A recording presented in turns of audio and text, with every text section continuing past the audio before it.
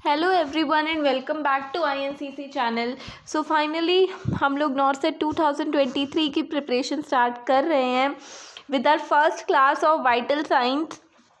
So I think it is very important topic जो most of the students बहुत अच्छे से नहीं कवर अप करते हैं। क्यों? क्योंकि उनको लगता है कि शायद इम्पॉर्टेंट नहीं है, इसमें से तो क्या ही आएगा, राइट। तो इसमें से बहुत कुछ है आने को जो आ सकता है, और बहुत सारे क्वेश्चन ऐसे हैं जो आए भी हुए हैं। ऐसा नहीं है कि ये टॉपिक फर्स्ट टाइम ही पेपर में पूछा गया है। इस बार भी टॉसेट 2022 में भी इसके 2 से 3 क्वेश्चंस देखने को मिले थे, और 21 में भी इसके 2 से 3 क्वेश्चंस देखने को मिले थे। Just because we think that vital signs तो हमें फर्स्ट ईयर में पढ़ाया जाता है, तो इस वजह से ये इतना इम्पॉर्टेंट नहीं है, या फिर बेसिक्स में से तो क्या ही आएगा। But nowadays NOSET exam is more focused towards the basic classes. So आज हम लोग स्टार्ट करने वाले हैं हमारा vital signs, and as you can see मैंने क्लास 1 लिखा हुआ है। So why class 1? ये क्वेश्चन बहुत बच्चों के दिमाग में होगा, इतना भी बड़ा क्या टॉपिक है जो इसकी भी इतनी क्लासेस लेनी पड़ेंगी। सो यस, ये टॉपिक बड़ा है। इस टॉपिक को हम ऐसे पढ़ेंगे, इस तरीके से पढ़ेंगे कि अगर इसमें से कोई भी क्वेश्चन आता है तो आपका एकदम क्लियर होगा और आप लोगों को सब कुछ अच्छे से पता होगा, right. Moving towards, mainly there are 5 types of vital signs. Okay, 5 vital signs होते हैं। कौन कौन से? Respiration, pulse, temperature, BP, pain. Okay, ये जो 5 वाइटल साइंस होते हैं ये हमारा मेजर 5 वाइटल साइंस होते हैं जिनके बारे में हम डिस्कस करेंगे। और आज की क्लास में हम 2 वाइटल साइंस के बारे में मेनली डिस्कस करेंगे, that is respiration and blood pressure. Okay, आज हम ये 2 वाइटल साइंस इस तरीके से पढ़ेंगे कि इनमें से कोई भी क्वेश्चन आ जाए, we are clear with that, हमें एकदम अच्छे से आता है। ओके, कोई भी क्वेश्चन इस टॉपिक में से, वाइटल साइंस में से आपका छूटना नहीं चाहिए। I will try my level best, लेकिन उसके साथ साथ आप लोगों को भी मतलब इसके क्वेश्चंस प्रैक्टिस करने होंगे और इसके डिफरेंट क्वेश्चंस आपको ढूंढने होंगे बुक्स में से, ताकि आप लोगों का ये टॉपिक क्लियर हो सके। ठीक है, तो आप लोगों को अपनी पढ़ाई जारी रखनी है, अपने बुक्स में से पढ़ते रहना है। मे बी मैं कुछ हो सकता है कि मुझसे कुछ छूट जाए, या फिर हो सकता है आप लोग कुछ और जानते हो। So please do share. Okay, so let's start with the first hour topic, respiration. What is respiration? Basically respiration is the act of breathing. जो हम सांस लेते हैं वो रेस्पिरेशन है। जो हम इनहेल करते हैं, जो हम इनहेल करते हैं और जो हम एक्सहेल करते हैं, ठीक है, जो हम इनहेल करते हैं और एक्सहेल करते हैं, उस प्रोसेस को रेस्पिरेशन कहते हैं। Okay, process of inhalation and exhalation is known as respiration. Basically, there are 2 types of respiration, internal respiration and external respiration. Okay, so what is internal respiration? Internal respiration को हम लोग tissue respiration भी बोलते हैं। ठीक है, tissue respiration. Tissue respiration क्यों बोलते हैं? क्योंकि जो ये रेस्पिरेशन है ये हमारे ब्लड, ये हमारी ब्लड और टिश्यूज़ के बीच में होती है, इसलिए हम लोग इसको टिश्यू रेस्पिरेशन बोलते हैं। ओके, क्यों बोलते हैं? इंटरनल रेस्पिरेशन को हम टिश्यू रेस्पिरेशन भी बोलते हैं। क्यों? क्योंकि ये रेस्पिरेशन जो एक्सचेंज ऑफ गैसेस है, जो गैसेस एक्सचेंज हो रही हैं वो ब्लड के और जो टिश्यूज़ हैं उनके बीच में हो रही है। ब्लड एंड टिश्यूज़ के बीच में वो एक्सचेंज ऑफ गैसेस हो रहा है। वो प्रोसेस इसीलिए, क्योंकि टिश्यूज़ इन्वॉल्व हो गए, इसलिए हम लोग इसको टिश्यू रेस्पिरेशन भी बोलते हैं। नेक्स्ट आता है एक्सटर्नल रेस्पिरेशन। एक्सटर्नल रेस्पिरेशन को हम लोग पल्मोनरी रेस्पिरेशन भी बोलते हैं। ओके, पल्मोनरी रेस्पिरेशन भी बोलते हैं। क्यों बोलते हैं पल्मोनरी रेस्पिरेशन? ऑब्वियसली, अब जैसे टिश्यूज से हमने समझा कि ये ब्लड और टिश्यूज के बीच में, वैसे ही हम पल्मोनरी से समझ सकते हैं कि जो ये रेस्पिरेशन है ये हमारा ब्लड एंड एल्वियोलाई के बीच में है। ब्लड एंड एल्वियोलाई के बीच में जो रेस्पिरेशन होता है उसको हम बोलते हैं हमारा पल्मोनरी रेस्पिरेशन। ठीक है, इसको हम एक्सटर्नल रेस्पिरेशन भी बोलते हैं। मूविंग ऑन, हमारा इसमें मतलब ये दो टाइप्स के रेस्पिरेशन होते हैं। इन्हीं दोनों तरीके से हमारी बॉडी में रेस्पिरेशन होता है। रेस्पिरेशन मतलब सांस आ रही है हमें, एक्ट ऑफ ब्रीदिंग, हम ये जो एयर है, ऑक्सीजन है, इसको इनहेल कर पा रहे हैं। जो भी कार्बन डाइऑक्साइड है उसको हम एक्सहेल कर पा रहे हैं। हम कैसे कर पा रहे हैं? Only because of respiration, tissue respiration and pulmonary respiration. Okay, now characteristics of respiration. Before coming to the characteristics of respiration, मैं आपको बता देना चाहती हूँ, we have a regulation center. We have a regulation center of respiration. और regulation center of respiration क्या है? Please comments box में बताइए क्या है रेगुलेशन सेंटर, जहाँ से पूरा प्रोसेस जो है वो रेगुलेट करता है हमारी बॉडी का। वो होता है मेडुला ऑब्लंगेटा एंड पोन्स।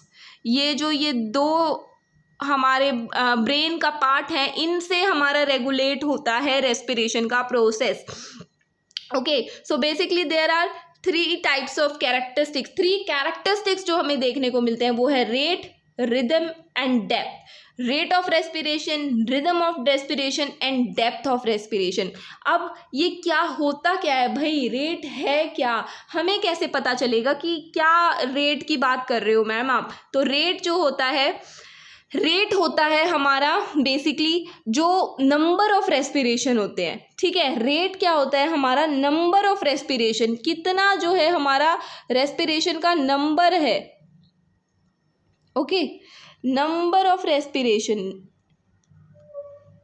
ठीक है, हम 1 मिनट में कितनी सांस ले रहे हैं, कितनी बार हम इनहेल एक्सहेलेशन का प्रोसेस हमारा हो रहा है, उसको हम कहते हैं रेट ऑफ रेस्पिरेशन। एंड जो नॉर्मल रेट ऑफ रेस्पिरेशन है वो हमारा 12 to 20 बीट्स पर मिनट है। ठीक है, ये पर मिनट होता है, 1 मिनट में नंबर ऑफ रेस्पिरेशन पर मिनट। 1 मिनट में हम कितनी रेस्पिरेशन ले रहे हैं? तो 1 मिनट में हमारी 12 से 20 पर मिनट रेस्पिरेशन होती हैं। ठीक है, तो जो हमारा नॉर्मल प्रोसेस है, यूपनिया कहते हैं हम उसको, जो हमारा नॉर्मल हमारा रेस्पिरेशन का प्रोसेस है, कितनी रेट हम लेते हैं उसको हम यूपनिया कहते हैं। कि 12 से 20 भाई नॉर्मली इंसान तो 1 मिनट में इतनी बारी सांस ले पा रहा है। ठीक है, बेसिक लैंग्वेज में। अब अगर हमारा रेस्पिरेशन का प्रोसेस, अब भाई इसमें कोई एबनॉर्मेलिटी भी तो होती होगी। ऐसा तो नहीं है कि यूपनिया हमेशा हर किसी में ये सही रहता है, नहीं। बीमारियां किसको कहेंगे फिर? इन्हें ही तो कहेंगे। तो अगर हमारा रेस्पिरेशन 24 से ऊपर पहुंच जाता है तो उसको हम टैकीपनिया कहेंगे। अगर किसी इंडिविजुअल में, पेशेंट में हमें देखने को मिलता है कि उसका रेस्पिरेशन का प्रोसेस 24 से ज़्यादा है तो हम उसको कहेंगे पेशेंट इज टैकीपनिक। ओके, और द पर्सन इज टैकीपनिक। और अगर 10 से कम है तो इसको हम कहेंगे ब्रैडीपनिया। इस टर्मिनोलॉजी को याद रखना, ये क्वेश्चन आया हुआ है। Normal process of respiration is called, तो normal process is eupnoea. Okay, 24 से ज़्यादा होता है तो टैकीपनिया, 10 से कम होता है तो bradypnoea. And I am talking about in adult. Okay, so next is rhythm. Rhythm क्या होता है? रिदम होता है symmetry of respiration. What is rhythm? Rhythm is symmetry.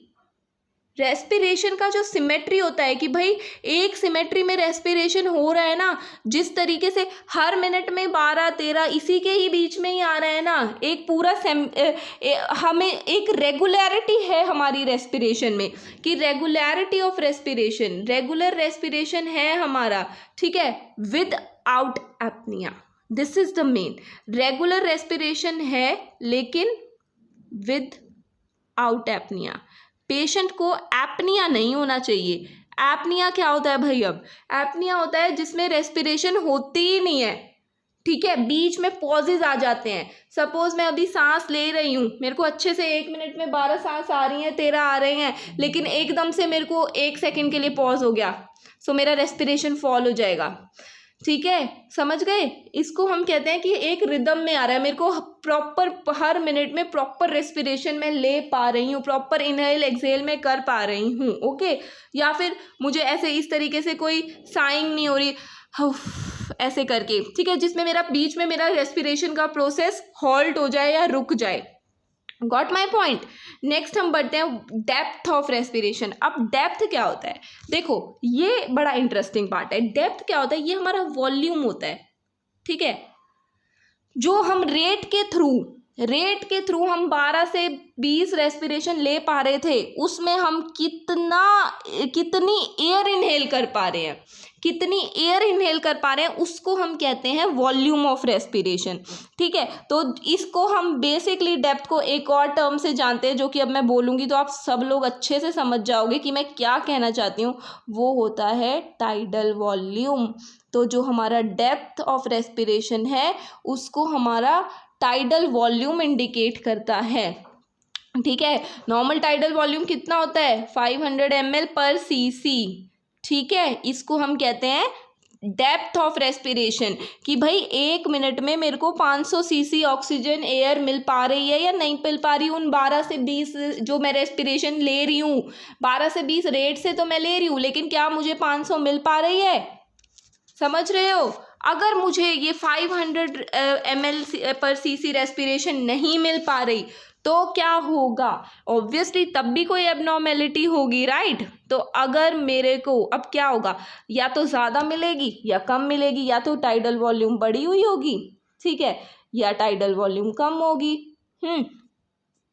तो अगर टाइडल वॉल्यूम ज़्यादा है, इसका मतलब भाई मेरे को 500 से ज़्यादा मिल रही है, 500 से ज़्यादा एयर मेरे अंदर जा रही है, तो मेरे लंग्स की कैपेसिटी तो इतनी ही है। ऑब्वियसली अगर मैं कोई जो हमारे लंग्स में रेजिडुअल वॉल्यूम होता है उसको भी मिला लूँ, तो उससे भी ज़्यादा अगर वो बढ़ रही है तो भाई इतना लंग्स थोड़ी कैरी कर पाएंगे, एक नॉर्मल ह्यूमन बीइंग ही तो हैं, तो जो नॉर्मल प्रोसेस है वही होगा। लेकिन अगर टाइडल वॉल्यूम बढ़ गई, इसका मतलब जो रेस्पिरेशंस हैं वो होंगी डीप रेस्पिरेशंस, ठीक है, डीप गहरी गहरी सांसें आएंगी, ठीक है। अब अगर टाइडल वॉल्यूम कम है, ठीक है, 500 से कम हो गई है, ये हमारी ज़्यादा थी, अगर ये कम है तो अब हम इसको कहेंगे शैलो रेस्पिरेशन, समझ गए।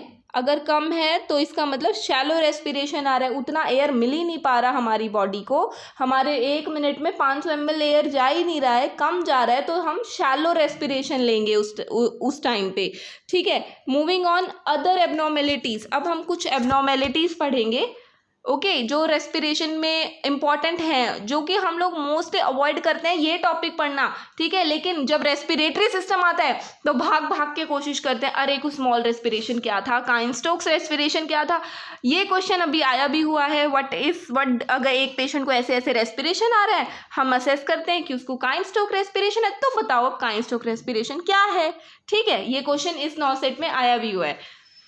So starting with the first abnormality, जो पहली एबनॉर्मेलिटी है वो है कुछ स्मॉल, समझ भी आ रहा है आप लोगों को कुछ, आई होप आप लोग समझ पा रहे होंगे, ठीक है। अगर आप लोग नहीं समझ पा रहे हैं तो प्लीज़ कमेंट करके बताइए कि आप लोगों को समझ नहीं आ रहा है या फिर क्या है। तो फर्स्ट हमारा है कुछ स्मॉल रेस्पिरेशन। कुछ स्मॉल रेस्पिरेशन क्या होता है, इसमें हमारा जो रेट और डेप्थ है, रेट एंड डेप्थ दोनों बढ़ जाते हैं, ठीक है, समझ गए। अब देखो रेट से क्या हो गया भाई, 12 से 20 वाला बढ़ गया, ठीक है, सपोज 24 से ऊपर हो गया। ये डेप्थ का क्या पढ़ा था हमने, 500 ml पर cc से एयर भी ज़्यादा जा रहा है।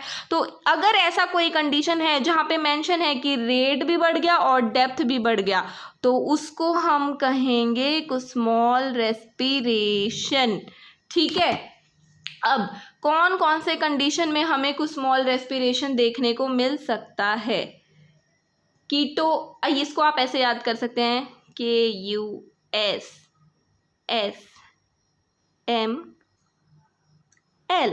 ओके। सो कुछ स्मॉल रेस्पिरेशन, सबसे पहले कीटो एसिडोसिस में देखने को मिल सकता है। यू से यूरीमिया यानी कि किडनी इंजरी, किसी पेशेंट को किडनी इंजरी है तो उसमें भी हमें कुछ स्मॉल रेस्पिरेशन देखने को मिल सकता है। एस से सेप्सिस, कोई इन्फेक्शन हो गया भाई, कोई सेप्सिस हो गया बहुत भयंकर, तो उसमें हमें पेशेंट को कुछ स्मॉल रेस्पिरेशन देखने को मिलता है। दूसरे एस से सैलिसिलिक पॉइजनिंग हो गया, सैलिसिलिक पॉइजनिंग हो गया तो उसमें भी हमें कुछ स्मॉल रेस्पिरेशन देखने को मिल सकता है। उसके बाद एम से मीथेनॉल पॉइजनिंग, मीथेनॉल पॉइजनिंग देखने को मिल सकता है। ठीक है, अब लास्ट एल से ये कीटो एसिडोसिस था और ये हमारा लैक्टिक, ये मैं अलग उससे इसलिए लिख रही हूँ ताकि आपको समझ आ जाए, लैक्टिक एसिडोसिस। ठीक है, ये हमारा लैक्टिक एसिडोसिस। ठीक है, आई होप समझ आ गया होगा। नेक्स्ट है हमारा Cheyne Stoke respiration, the question which was asked in the examination. Cheyne Stoke respiration क्या होता है? Cheyne Stokes respiration, Cheyne Stoke respiration वो होता है जिसमें रेट तो कम होता है लेकिन डेप्थ बढ़ती है। ठीक है, इंक्रीज डेप्थ, बट जो हमारा रेट है वो डिक्रीज होता है। ठीक है, इसको हम कहते हैं काइन स्टोक रेस्पिरेशन। लेकिन अब आप कहेंगे मैम क्वेश्चन में तो कुछ अजीब सा ही पूछा था कि हमें रेगुलर रेस्पिरेशन होगा with continuous pause with abnormal pause, ये इस टाइप का कुछ क्वेश्चन था। तो यस, काइन स्टोक रेस्पिरेशन में जब हम डेप्थ इंक्रीज हुआ में हमने पढ़ा था एबनॉर्मेलिटी में कि डीप रेस्पिरेशन होगा। ठीक है, तो हमने पढ़ लिया कि डेप्थ इंक्रीज है तो डीप रेस्पिरेशन है, तो डीप रेस्पिरेशन के साथ रेगुलर एपनिया होगा। पेशेंट को रेगुलर एपनिया 15 से 30 सेकंड तक जो पेशेंट को एपनिया रहता है, ठीक है, वो होता है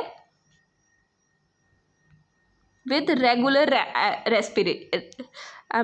with regular deep respiration with regular apnoea. ठीक है, पेशेंट के इस टाइम में कम से कम मिनिमम 30 सेकेंड तक, 15 से 30 सेकेंड तक पेशेंट एपनिक रहता है, उसको ब्रेथ नहीं आती है या, लेकिन होगा रेगुलरली। ऐसा नहीं है 1 मिनट में 15 सेकेंड होगा, 1 में 30 होगा, 1 में 45 होगा, नहीं, रेगुलर एपनिया देखने को मिलेगा पेशेंट को। और ये हमें कौन सी कंडीशन में देखने को मिल सकता है? ये हमें देखने को मिल सकता है Cheyne Stoke respiration respiratory alkalosis की कंडीशन में। Okay, respiratory alkalosis. अब ये तो पता है ना, इसमें हमें कौन कौन सा वो क्या कहते हैं एबीजी वैल्यू देखने को मिल सकती है। ऑब्वियसली रेस्पिरेटरी है तो कार्बन डाइऑक्साइड के लेवल में चेंजेस देखने को मिलेंगे, राइट। और जो पीएच है, एल्कलोसिस है तो इंक्रीज्ड पीएच देखने को मिलेगी। ओके, समझ आया? तो ये हमारा होता है रेस्पिरेटरी एल्कलोसिस और काइन स्टोक रेस्पिरेशन।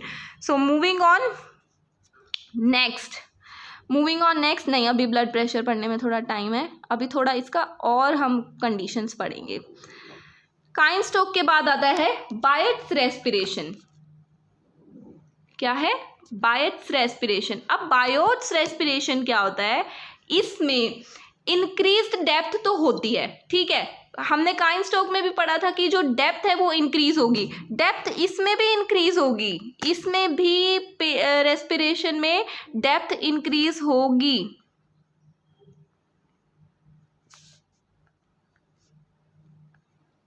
इसमें भी डेप्थ इंक्रीज होगी, लेकिन इसमें इर्रेगुलर रेस्पिरेशन होगा, इसमें इर्रेगुलर रेस्पिरेशन होगा।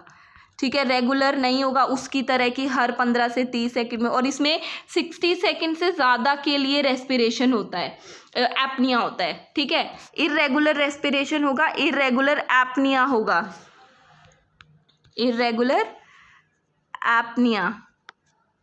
Okay, got my point? हाँ, तो अब ये क्यों होता है? अब बायट्स रेस्पिरेशन कौन सी कंडीशन में देखने को मिल सकता है? तो बेसिकली जहाँ पर भी रेगुलेशन सेंटर में इंजरी हो जाए, रेगुलेशन सेंटर में इंजरी हो जाए। अब हमने पढ़ा था रेगुलेशन सेंटर तो हमारे मेडुला ऑब्लोंगेटा एंड पॉन्स होते हैं, ठीक है, मेडुला ऑब्लोंगेटा एंड पॉन्स होते हैं हमारे रेगुलेशन सेंटर। तो अगर हमें इसमें इंजरी देखने को मिले, ठीक है, तो उसको हम कहते हैं bites respiration. So moving on towards next जो कि है हमारा रेल्स। ये रेल्स आपने कई जगह सुना होगा जब रेस्पिरेटरी सिस्टम पढ़ा होगा कि ये रेल साउंड आती है, वीजिंग साउंड आती है, ठीक है। तो रेल्स और वीजिंग को हम क्लियर करते हैं। रेल्स, वीजिंग, ठीक है, ये दोनों एबनॉर्मलिटी हम साथ में पढ़ते हैं। रेल्स होता है रैटलिंग साउंड, ठीक है, रैटलिंग साउंड, गड़गड़ गड़गड़ गड़गड़ गड़गड़ की साउंड, ठीक है, सुना होगा आपने, रैटलिंग साउंड, ठीक है, रैटलिंग साउंड आती है इसमें। और इसमें बबलिंग साउंड होती है जब हमारा म्यूकस जो है, एयर जो है वो हमारी लोअर पैसेज में जाती है, नीचे के रेस्पिरेटरी ट्रैक्ट में, लोअर रेस्पिरेटरी ट्रैक्ट में। आई होप मैं आपको समझाने की कोशिश कर पा रही हूँ, please listen to me very carefully. जब भी हमारा एयर जो है वो लोअर रेस्पिरेटरी ट्रैक्ट से हमारा जाएगा तो उसमें जो म्यूकस होगा उससे वो बबलिंग साउंड आएगी, उस म्यूकस से वो रैटलिंग साउंड या बबलिंग साउंड आएगी। कौन सी कंडीशन में देखने को मिल सकता है हमें? ये निमोनिया में देखने को मिल सकता है, ठीक है, निमोनिया में देखने को मिल सकता है या फिर ब्रोंकाइटिस में भी देखने को मिल सकता है। इन दो कंडीशन में हमें रैटलिंग साउंड देखने को मिल सकती है, रेल्स सुनने को मिल सकते हैं। अब आते हैं वीजिंग साउंड। वीजिंग साउंड क्या होती है?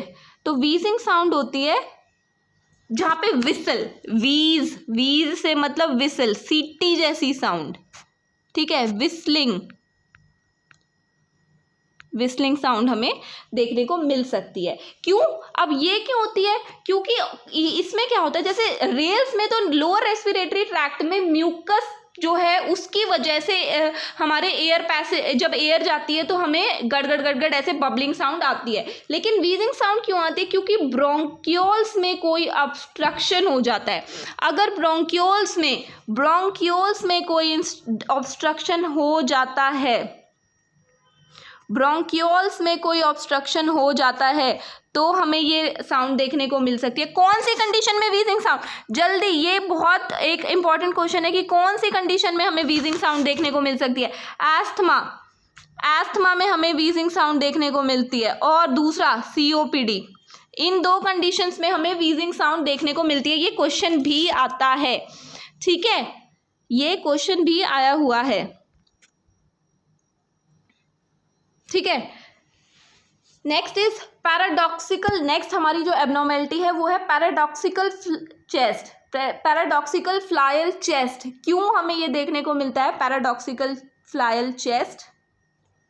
पैराडॉक्सिकल का तो देखो मतलब ही उल्टा हो गया, इसका मतलब होता है उल्टा, पैराडॉक्सिकल, ठीक है। अब ये क्यों देखने को मिलता है? इसमें क्या होता है, फ्लायल चेस्ट, फ्लायल चेस्ट, ये क्यों देखने को मिलता है? क्यों? क्योंकि रिब केज में कोई ब्रेकेज हो जाता है। तो क्यों? ब्रेकेज इन, ये हम पैराडॉक्सिकल पढ़ रहे हैं, ब्रेकेज इन रिब केज, ठीक है, रिब केज में कोई ब्रेकेज हो जाता है तो हमें पैराडॉक्सिकल चेस्ट देखने को मिलता है। इसमें क्या होता है, चेस्ट जो है वो डिप्रेस होता है ड्यूरिंग इनहेलेशन। जब हम इनहेल करते हैं उस टाइम पे डिप्रेस होता है। यूजुअली ऐसा नहीं होता, जब हम इनहेल करते हैं तो जो हमारा चेस्ट है वो बाहर की तरफ आता है। अपने रेस्पिरेशंस पे फोकस कीजिए एंड जानिए, जब हम सांस ले रहे हैं तो उस टाइम पे हमारा जो चेस्ट है वो बाहर की तरफ निकल रहा है, लेकिन यूजुअली ऐसा नहीं होता है। यहाँ पे इसमें क्या होता है, डिप्रेस हो जाता है, ओके, डिप्रेस हो जाएगा। नेक्स्ट इज नेजल फ्लेयरिंग, ये हमारा लास्ट इसका है, नेजल फ्लेयरिंग। ये नॉइजी रेस्पिरेशन, नेजल फ्लेयरिंग में क्या होता है, नॉइजी रेस्पिरेशन आती है। क्यों आती है नॉइजी रेस्पिरेशन? क्योंकि स्वेलिंग या डायलेशन हो जाता है, म्यूकस मेम्ब्रेन का स्वेलिंग या डायलेशन होने की वजह से हमें ये देखने को मिलता है। म्यूकस मेम्ब्रेन का स्वेलिंग या डायलेशन हो जाता है तो उस वजह से हमें देखने को मिलता है, ठीक है। स्वेलिंग और डायलेशन। ठीक है, और कौन सी कंडीशन में देखने को मिल सकता है ये हमें देखने को मिल सकता है इन्फ्लुएंजा में। Okay, so this was all about respiration. I hope कि आपको ये टॉपिक क्लियर हो गया होगा। सो नेक्स्ट टॉपिक हमारा ब्लड प्रेशर है, बट ऑलरेडी 25 मिनट से ज़्यादा का वीडियो बन गया है, तो I think I should take this topic in another class. तब तक आई होप आप लोगों ने इस क्लास को इन्जॉय किया होगा, चीज़ों को समझने की कोशिश की होगी कि किस तरीके से ये सब चीज़ें होती हैं। इन चीज़ों को पढ़ने में मज़ा आता है, एक्चुअली मज़ा आता है जब हमें कॉन्सेप्ट्स क्लियर होने लगते हैं। अच्छा ये है, ओके। सो आई होप आप लोगों को भी मज़ा आएगा, और नेक्स्ट क्लास में हम लोग पढ़ेंगे ब्लड प्रेशर। सो तब तक के लिए हमारे 9 से 2023 की first class of vital signs, I hope you enjoyed it. So all the best to you and all the best to me also, कि आगे की क्लासेस भी मैं इसी तरीके से रेगुलरिटी से लेकर आती रहूँ। सो आई होप आपने ये क्लास को एंजॉय करा होगा, और अगर किया है तो please like our channel, comment and subscribe our channel also. So all the best to you. Now will meet soon in the next class. Okay, तब तक के लिए टेक केयर, बाय बाय।